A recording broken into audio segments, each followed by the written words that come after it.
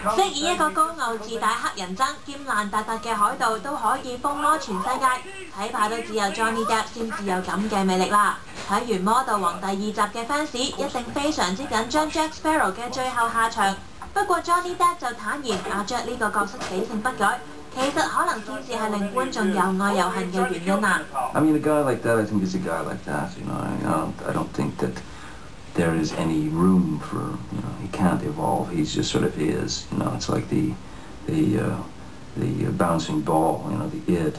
I will say that there is a moment or two in at World's End where Jack is sort of faced with himself and with the various sides of his personality, and he has to deal with that.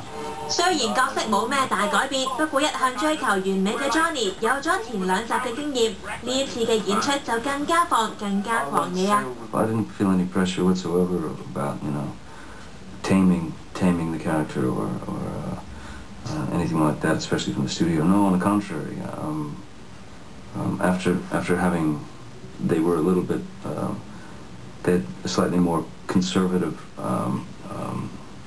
idea of what the character might be on the first Pirates, and then on the second one, and the third one they kind of let me go, you know. Go ahead, you know, do whatever you feel like you got to do. 有個咁不羈嘅仔仔，爸爸當然都係狂野分子。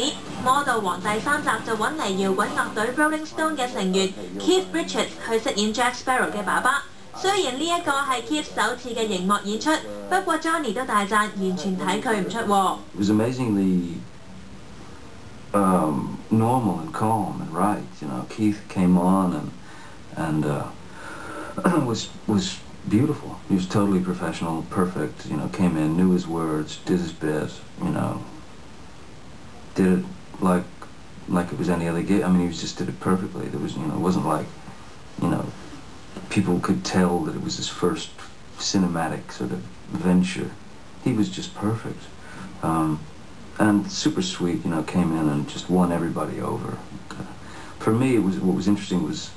It's not so much, you know, obviously working with Keith on that level was interesting for me, but what was interesting was seeing Keith see Captain Jack for the first time, you know, like right in front of his eyes, you know, or interacting with Captain Jack. That was kind of interesting for me.